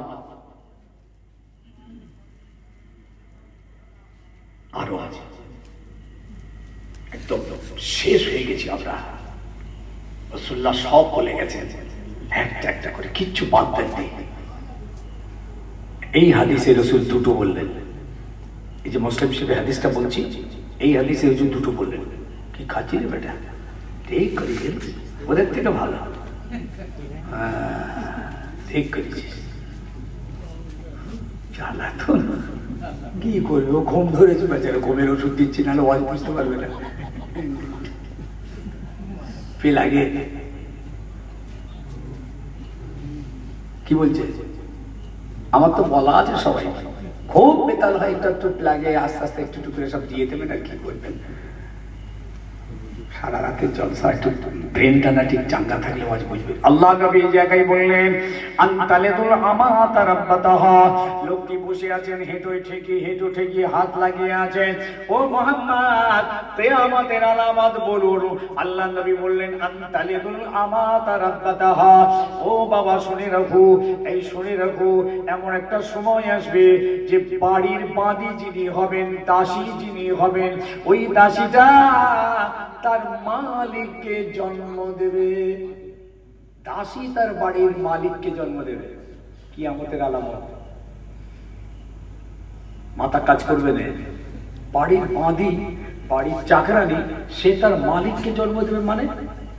মানে হলো এটাই, ওই মালিকগুলো দাসীদের সঙ্গে মেলামেশায় লিপ্ত হয়ে যাবে, মেলামেশাটা আম হয়ে যাবে, স্ত্রীর মতো ব্যবহার করবে। এদের ঔরসে সন্তানের জন্ম হবে, কিন্তু এরা হলো বাঁধি। এই সন্তানটা আস্তে আস্তে বড় হয়ে ওই বাড়ির মালিক হয়ে যাবে। তাহলে দাসীটা তার মালিককে জন্ম দিয়েছে। দাসীর সঙ্গে মেলামেশা, অন্যায়, জুলুম, জিনা, ব্যভিচারী। বাচ্চা বড় হচ্ছে, আস্তে আস্তে বড় হয়ে বাড়ির মালিক। দাসী তো, ও কিন্তু দাসী আছে, ও কিন্তু আজাদ হয়নি। আজাদ করলে তবে তো আজাদ হবে, ও কিন্তু বাঁধি। তাহলে বাঁধিটা তার মা, কিন্তু তার ঔরসে তার মালিকের জন্ম। এমনও পর্যন্ত আল্লাহ নবীর হাদিসের ব্যাখ্যায় মুহাদ্দিসিনদের ভিতর থেকে বলা হয়েছে, শেষ সময়ে যখন কিয়ামত কাছাকাছি হয়ে যাবে, করবে কিয়ামত যখন আসবে বাবা, ওই সময় দেখা যাবে ছেলেরা তাদের মায়েদের সঙ্গে দাসীর মতো ব্যবহার করবে। দাস দাসীদের তখন আম চলন শুরু হয়ে যাবে। শেষ কিয়ামতের আলামত আল্লাহ নবী জানালেন, আল হুফাত আল উরাত ইয়াতাতাওয়ানুনা ফিল বুনিয়ান। তোমরা লক্ষ্য করে দেখবে, খালি গা, খালি পা, খালি মাথায় চলা, ঘোরা, ভবঘুরে, গরিব, ফকির, রাখাল, ছাগল, ভেড়া চড়ানোওয়ালা। হঠাৎ দেখবে শ্রেণীর মানুষগুলো বড় বড় অট্টালিকা তৈরি করবে, প্রাসাদ তৈরি করতে কম্পিটিশন করবে। ইয়াতাতাওয়ানুনা ফিল বুনিয়ান। কিয়ামতের আলামত। রাখাল গরু চড়াচ্ছিল, ভেড়া চড়াচ্ছিল, পরের বাড়িতে ঘুরতো, কাজ করতো, খালি গায়ে ঘুরতো, খালি পায়ে ঘুরতো। আল ওরাত আল ওরাবাদ। হঠাৎ দেখবে বড় বড় বিল্ডিং তৈরি করছে, আর শুধু বিল্ডিং তৈরি করতে গিয়ে কম্পিটিশন করছে। কিয়ামতের আলাম। ভাই কথা বুঝতে পারছেন? এটা মিলছে না মেলে নেই? ঠিক করে বলে রসুল্লাহর কথা মিলছে না মেলে নেই? আরে মিলবেই, মিলবে 100%। আমার রসুল্লাহর কথা কোনোদিন বেকার হবে না, আমার মুস্তাফার কথা কোনোদিন বাজে হবে না। লোকটা চলে গেল। যেই লোকটা বেরিয়ে গেল, আল্লাহ নবী হযরত ওমরকে বলছে, ওমর লোকটাকে ডাকো তো। ওমর তো দৌড়ে গেলেন, ছুটে গেলেন ডাকতে। ডাকতে গিয়ে এসে বলছেন, ইয়া রাসূলুল্লাহ, লোকটা তো নেই, চলে গেছে, দেখতে পাইনি, কোন দিকে গেল কি জানি, দেখতে পাইনি। আমার হুজুর বললেন, ওমর লোকটাকে তুমি চেনো? লোকটা কে? বলে, জি না ইয়া রাসূলুল্লাহ, আমি তো চিনতে পারিনি। লোকটা কে? আমরা কেউ চিনতে পারিনি। হ্যাঁ, তখন আল্লাহ নবী বললেন, ইনি হলেন হযরতে জিবরিল আমিন। বল সুবহানাল্লাহ। ইনি হচ্ছেন জিবরিল আমিন। আতাকুম ইউআল্লিমুকুম দীনাকুম। আল্লাহ পাক তোমাদের মধ্যে মানুষের সূরত ধরে পাঠিয়েছিলেন। ইনি হচ্ছেন জিবরিল আলাইহিস সালাম, তোমাদের দ্বীন শিক্ষা দিতে, দ্বীনের তালিম দিতে আল্লাহ পাক পাঠিয়েছিলেন। জোরে বল সুবহানাল্লাহ। বুঝেছে? জিবরিল আমিন আলাইহিস সালাম মানুষের সূরতে এসেছেন। আল্লাহ নবীর কাছে জিবরিল আলাইহিস সালাম অনেক সময় মানুষের সূরত ধরে আসতেন, মানুষের ধরে আসতেন। এই হাদিসটার নাম হয়েছে হাদিসে জিবরিল। কি নাম? হাদিসে জিবরিল। সারা পৃথিবীর যে কোনো আলেমকে জিজ্ঞেস করে দেখবেন, একই কথা বলবে, এই কথা, যে কথা আমি বললাম, হাদিসে জিবরিল। তাহলে আমি এই হাদিসে নিয়ে আপনাদেরকে বোঝাতে চেষ্টা করলাম ঈমান আর ইসলাম।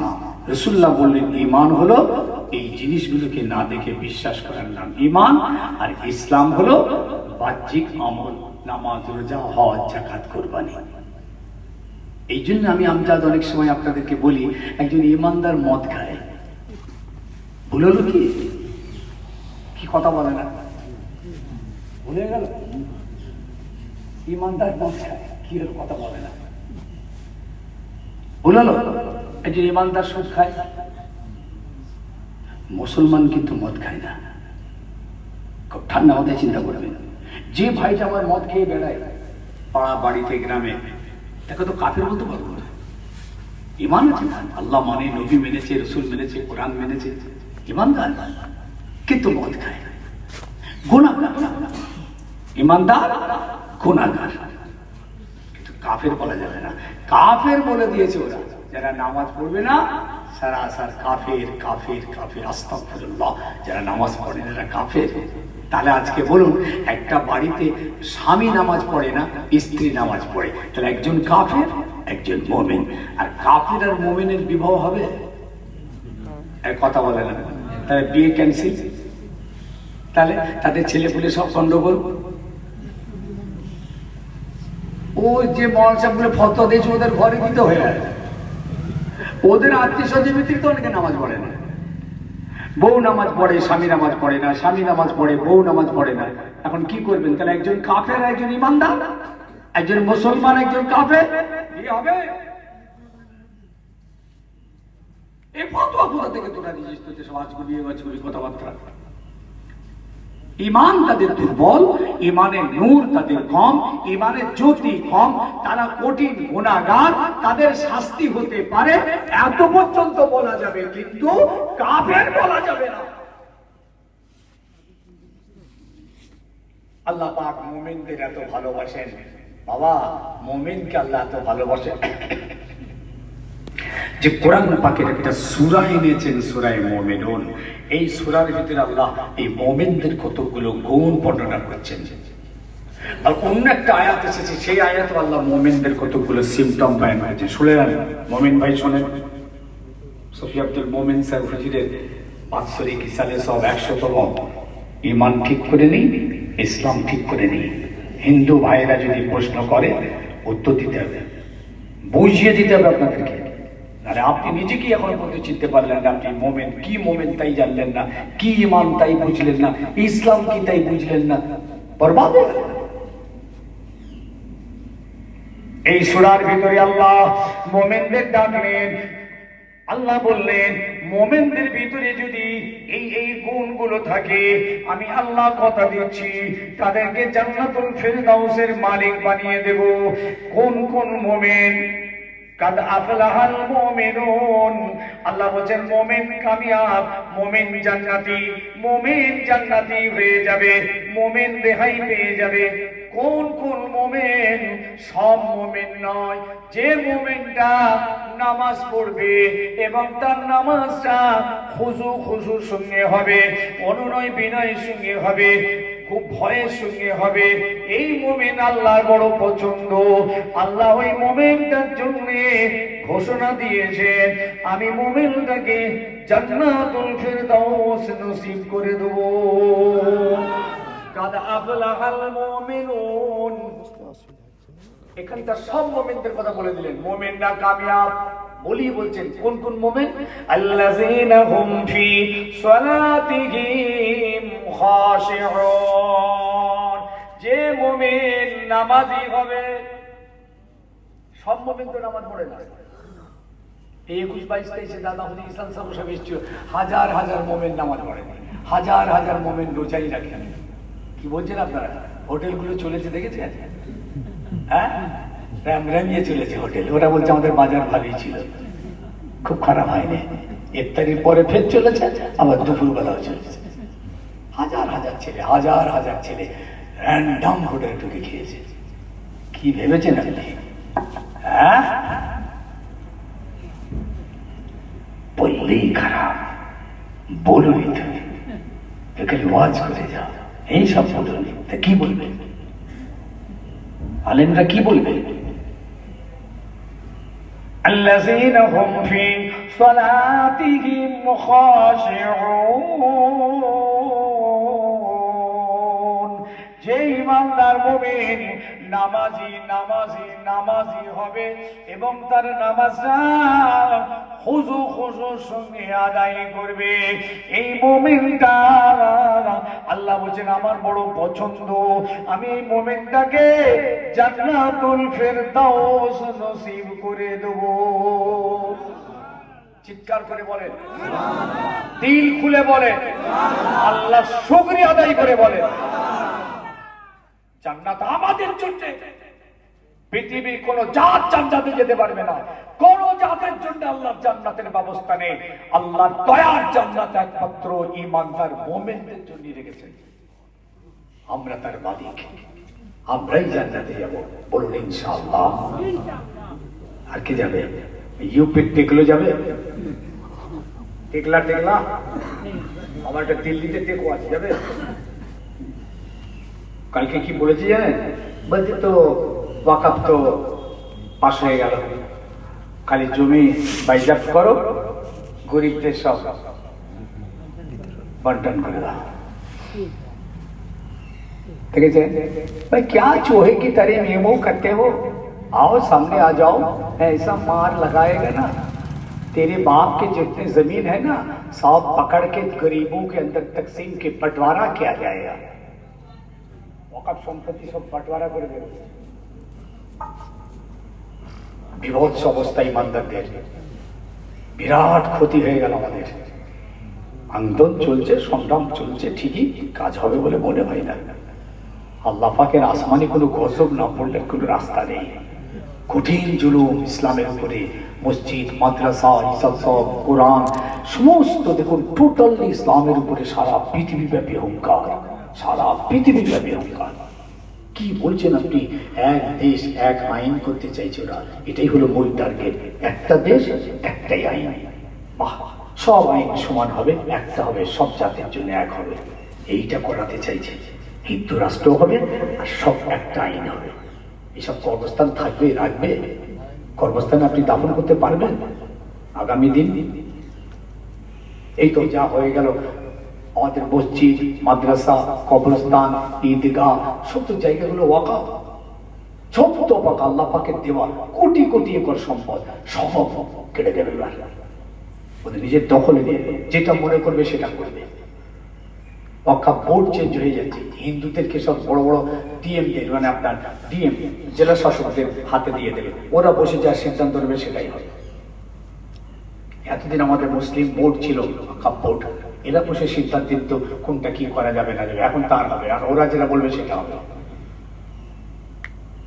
বিধিবাড়ি কবরস্থানের জায়গাটা আর এখন অকাপ টকাপ নয়, এসব লাশ তুলে দাও, ওই সাইডে করে দাও, দিয়ে এটাকে ক্লিয়ার করে এখানে বড় হসপিটাল হবে, বড় ফ্যাক্টরি হবে। কোন ফিতনা আসবে জানা নেই, এই জন্যই তো খুব ভয়ঙ্কর পরিস্থিতি। আন্দোলন চলছে ঠিক কথা, কই আমরা তালাক তো বন্ধ করতে পারলাম না, বাবরি তো বন্ধ করতে রাখতে পারলাম না, আন্দোলন তো হয়েছিল, বিক্ষোভ তো হয়েছিল, পারা গেছে। কৃষকরা একটা আন্দোলন করেছিল, হ্যাঁ ওদের আন্দোলনের কাজ হয়েছিল, ওদের বিলটা রিটার্ন হয়েছিল, বিল ফিরিয়ে নিয়েছিল কৃষকদের আন্দোলনটা।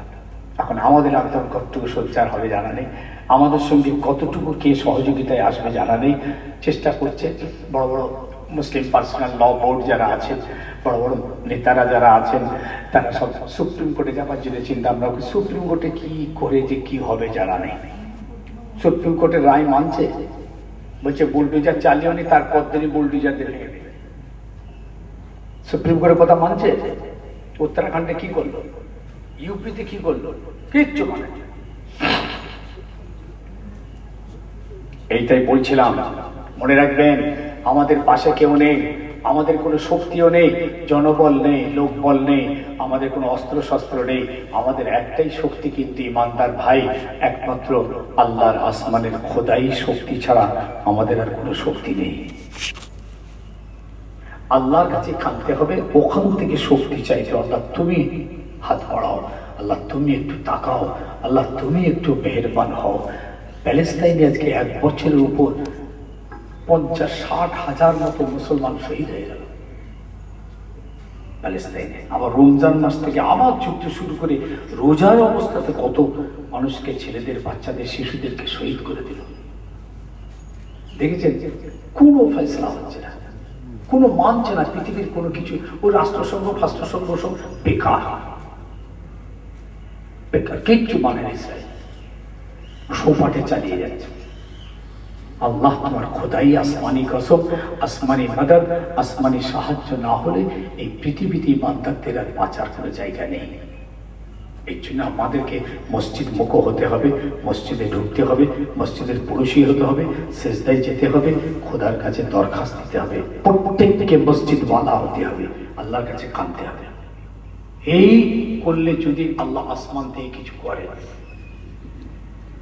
যুগে যুগে দেখা গেছে আল্লাহ পাকের আসমানি মাদতেই তো সব হয়েছে, হয়নি? আল্লাহর সাহায্যেই তো সব হয়েছে। আল্লাহর কাবা ঘর কে বাঁচিয়েছিল? অত বিশাল শক্তির বিরুদ্ধে লড়াই কে করলো? আল্লাহ নিজেই করেছিলেন, ছোট পাখি পাঠিয়ে। নমরুদের অত বড় আগুনের কুণ্ডুতে ইব্রাহিমকে কে বাঁচিয়েছিল? তাহলে তুফান চলছে, সারা পৃথিবী ডুবে গেল, সেই ডুবে যাওয়া পৃথিবী থেকে নূহ নবীর নৌকোটাকে কে বাঁচিয়েছিল? মূসা আলাইহিস সালাম নীল নদে এসে আটকে গেলেন, ফেরাউন মেরে ফেলবে, নীল নদের রাস্তাটা কে তৈরি করে দিয়েছিল? ঈসা নবীকে তার কম উম্মত মেরে ফেলবে, ঈসা আলাইহিস সালাম ছুটে গিয়ে ঘরে ঢুকলেন, সেই ঘর থেকে আল্লাহ ঈসা নবীকে আসমানে তুলে দিয়েছিলেন। আজও জিন্দা আছেন, চতুর্থতম আসমানে তিনি হেফাজতে আছেন। কে করেছিলেন? সেই খোদার সাহায্য। আল্লাহর হাবিব বদরের জমিনের সেজদায় পড়ে যখন কাঁদছিলেন, আল্লাহ তুমি সাহায্য পাঠাও, আল্লাহই তো 5000 ফেরেশতা নামিয়েছিলেন। এখন ইমানদারদের আর কোনো জায়গা নেই, পিছনে পিঠ থেকে গেছে দেওয়ালে। মনে রাখবেন, দেওয়ালে পিঠ থেকে গেছে, আপনাকে দেখলেই চড়াবে রাস্তায়। এই আমরা টুপি দাঁড়িয়েওয়ালা না, আমাদের তো বিরাট আতঙ্ক, রাস্তায় ঘুরি বটে, কিন্তু খুব ভয় হয় রাস্তাঘাটে। দেখছেন না কিরকম ট্রেনের ভিতরে পিটাচ্ছে? একটা মেয়ে ছেলে একটা মুরব্বী বাঘকে ধরে মারছে, দেখেছেন? দেখেননি? রাস্তার মেইন হাই রোডের উপর দাঁড় করিয়ে মেয়েদের পিটিয়ে পুরো মেরে ফেললে। বলুন, শুধু অত্যাচার আমাদের উপরে, ইসলামের উপরে, কোরআনের উপরে, মসজিদের উপরে, বুঝেছেন, মাদ্রাসার উপরে। আসামে 350 মাদ্রাসা বুলডোজারদের ভেঙে দিয়েছে। ইউপিতে কামেল টাইটেল বন্ধ করে দিয়েছে। উত্তরাখণ্ডে মাদ্রাসা টোটাল বন্ধ হয়ে গেছে। ওসব চলবে না, ওসব জঙ্গি শিক্ষা। জিহাদি শিক্ষা হচ্ছে, ওসব চলবে না।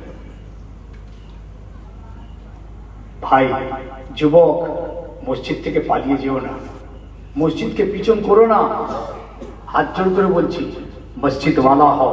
যাদের মাহফিলে বসেছে যারা তো মসজিদওয়ালা ছিলেন, সেজদাওয়ালা ছিলেন, খোদাওয়ালা ছিলেন, নবীওয়ালা ছিলেন, দিনদার ছিলেন, আশেক ছিলেন, ফানাফিল্লা ছিলেন, বাকাবিল্লা ছিলেন, তাদের মাহফিলে বসে অন্তত এই শর্তটা কি করতে পারি না যে আমরা মসজিদ মুখ হব, মসজিদের পড়োশি হব, মসজিদের আহল হব, খোদার জমিনে চেষ্টা করব।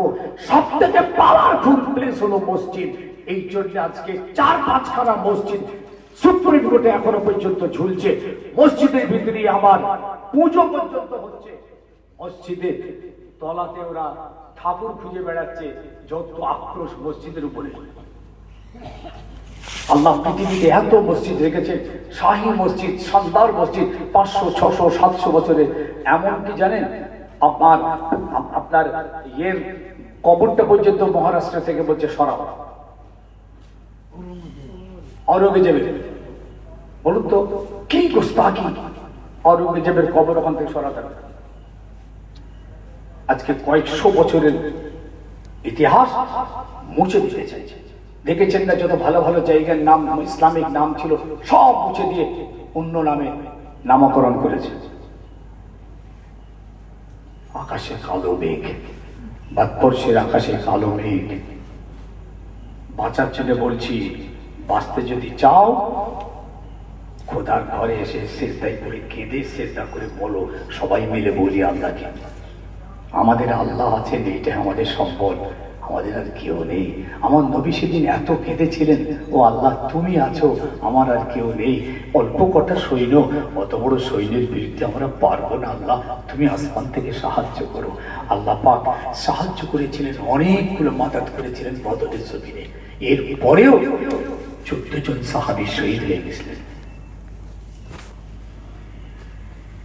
সূরা মুমিনুনের ভিতরে আল্লাহ দ্বিতীয় মুমিনকে ডাকছেন, ও মুমিন তোমার ভিতরে যদি এই গুণটা পাওয়া যায় আমার বড় পছন্দ হবে। ওয়াল্লাযীনা হুম আনিল লাগবি মুরিদুন, ও মুমিন বাজে জায়গায় বসবে না, বাজে গল্প গুজবে থাকবে না, নোংরা জায়গায় বসবে না, অসার জায়গাতে সময়টা কাটিও না মুমিন।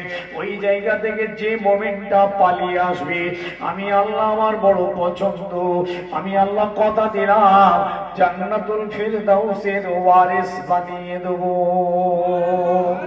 3 নম্বর, ওয়াল্লাযীনা হুম লিযাকাতি ফাইলুন, যে পয়সাওয়ালা মালদার মুমিন যাকাতটা হিসাব করে দেবে আমি আল্লাহ বড় পছন্দ করি, এই মুমিনটাকে জান্নাতের মালিক বানিয়ে দেব।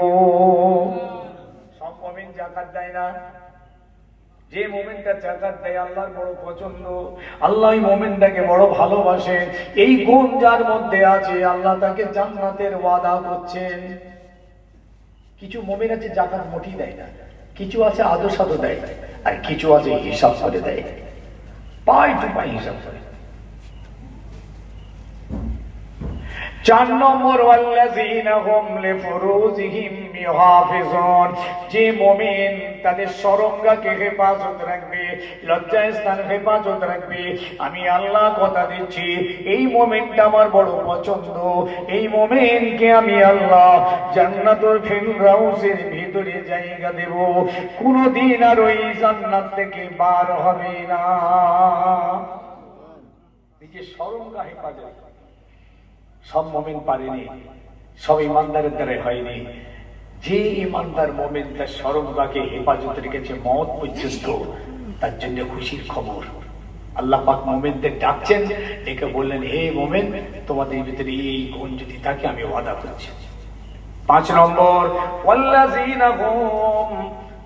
আল্লাযীনা হুম লিআমানাতিহিম ওয়া আহাদিহিম রাউন, যে ঈমানদার মুমিন আমানতের হেফাজত করবে আর ওয়াদা করলে ওয়াদা পূরণ করবে, এই মুমিন আমার বড় পছন্দ। আচ্ছা, আমানতের হেফাজত করবে, আমানত আমানত ভাই আমানত বোঝেন তো নাকি? বোঝেন? আমানত নষ্ট করবেন, আপনার কাছে কিছু আমানত আছে আপনি হেফাজত করে গেছেন, আর ওয়াদা করেছেন, ওয়াদা পূরণ করেছেন। আজকে দেখবেন মসজিদের টাকা আপনার কাছে আমানত আছে, আপনি খেয়ে দেবেন। মাদ্রাসার টাকা লোপাট, ইসাল সাহেবের টাকা লয় ছয়, ঈদগার টাকা, কবরস্থানের টাকা সব বরবাদ, খেয়ে ডাবা। কিয়ামতের মাঠে যখন উঠবে এরকম জ্বালার মতো পেট হবে, জ্বালা জ্বালা। কিয়ামতের মাঠে লোকে বেরিয়ে গেলে কি কারা উঠছে, সব কি এরকম চেহারা কেন বলি, সব হারাম করে উঠছে। মসজিদের মেরে খেয়েছে, মাদ্রাসার খেয়েছে, ইসাল সাহেবের মেরে খেয়েছে, ঈদগার মেরে খেয়েছে, কবরস্থানের খেয়েছে, গরিবের মেরে খেয়েছে, আমানতের মাল খেয়েছে, এসব হারাম খোর উঠছে। আল্লাহ নবী সাহাবাদের ভিতরে যখন ওয়াজ করতেন, মসজিদে নববী শরীফে রাসূলুল্লাহ যখন তাকবীর করতেন, প্রায় সময় আমার হাবিব সাহাবীদের এই কথাটা বলতেন, লা ঈমানা লিমান লা মানাতাল লাহু, লা দীনা লিমান লা হাদা লাহু। যাদের আমানত নেই তাদের ঈমান নেই, যারা ওয়াদা করে ওয়াদা ভঙ্গ করে তাদের দ্বীন নাই। সাবধান থাকবেন, কঠিন মহাবিলাদ। তাই আমার হাবিবের কথা আপনারা ভুলে গেলেন নাকি? যখন মক্কা ছেড়ে মদিনায় চলে যাচ্ছিলেন, হযরত আলীকে ডেকে বলেছিলেন, বাবা আলী চলে যাচ্ছি, তবে কিছু মানুষ আমাকে আমিন আমানতদার বলে মানত, আমিন বলে মানত, সত্যবাদী বলে মানত, বিশ্বাসী বলে মানত। তাই টাকা পয়সা কিছু আমার কাছে আমানত রেখেছে। বাবা আলী এই আমানত গুলো বুঝে নাও, আগামীকাল অমুক অমুক ব্যক্তিকে আমানত গুলো পৌঁছে দেবে। ও বাবা আলী, এরা আমাকে নবী বলে মানেনি, আমার আল্লাহকে মানেনি, কিন্তু আমাকে আমানতদার বলে মানত। ভালো করে বুঝে নাও, আমানত গুলো ঠিক ঠিক পৌঁছে দিও, কোনো ভুল যেন না হয়। তাহলে কিয়ামতের দিন আমি মুহাম্মদ রাসূলুল্লাহ আল্লাহর কাছে ধরা পড়ে যাব। আমার হাবিব আমানতের উপরে কত জোর দিচ্ছে দেখেন, প্র্যাকটিক্যাল এবং বাস্তব, এবং মুখেও বলে গেলেন, প্র্যাকটিক্যালে দেখিয়ে গেলেন। শেষ আয়াত, ওয়াল্লাযীনা হুম আলা সালাওয়াতিহিম ইউহাফিজুন। যে ঈমানদার মুমিন পাঁচ ওয়াক্ত নামাজটাকে ঠিক ওয়াক্তে ওয়াক্তে ওয়াক্তে আদায় দেবে। নামাজ আমরা সবাই পড়ি ইনশাআল্লাহ, ফজরটা জোহরে পড়ি, আবার জোহরটা কাজা হয়ে গেছে আসর আগে পড়ে দিচ্ছি, আবার এশাটাকে ঠিক পড়া, মাগরিবটা পড়া হয়নি এশাতে পড়ছি। হয়তো আপনার ঘাট থেকে জিম্মাদারি কেটে গেল, আপনাকে আল্লাহ পাকড়াও করবেন না, কিন্তু আল্লাহ খুশি নাই নামাজে। বুঝতে পারছেন নাকি? আমাদের ফজর কাজা হয়ে যায়, আমরা জোহরের আগে পড়ে নিচ্ছি, আল্লাহ কাজাটা আদায় করে দিন, নামাজ হয়ে যাবে, আপনার ঘাট থেকে নেমে যাবে। কিন্তু আল্লাহ এটা পছন্দ করছেন না। আল্লাহ বলছেন ওইটা আমি পছন্দ করি, যে মোমেন্টটা ঠিক ওয়াক্তে ওয়াক্তে নামাজ আদায় করবেন। ওয়াল্লাযীনা হুম আলা সালাওয়াতিহিম ইউহাফিজুন, ঠিক ওয়াক্তে। এই পর্যন্ত আল্লাহ ঈমানদার মুমিনদের এই গুণগুলো ঘোষণা দিলেন।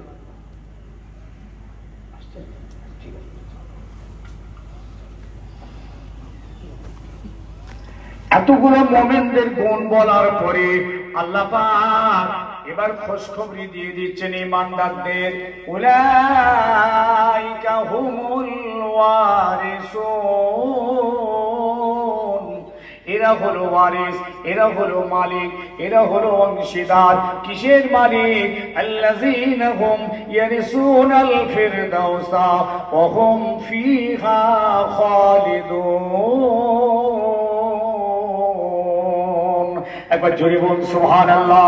এরা জান্নাতুল ফিরদাউসের মালিক হয়ে গেল, এরা জান্নাতুল ফিরদাউসে প্রবেশ করবে, কোনদিন আর বার হবে না। নারে তাকবীর, সিলসিলায়ে হক ফুরফুরা শরীফ বহারি সালিস হক হুজুর কিবলা, জনাব হুজুর কিবলা, নারে তাকবীর। আল্লাহ পাক কবুল করেন। আমার জন্য আখেরি দোয়া মোনাজাত একটু দোয়া রাখবেন। ওয়া আখিরু দাওয়ানা আনিল হামদুলিল্লাহি রাব্বিল আলামিন। আসসালামু আলাইকুম। আল্লাহুম্মা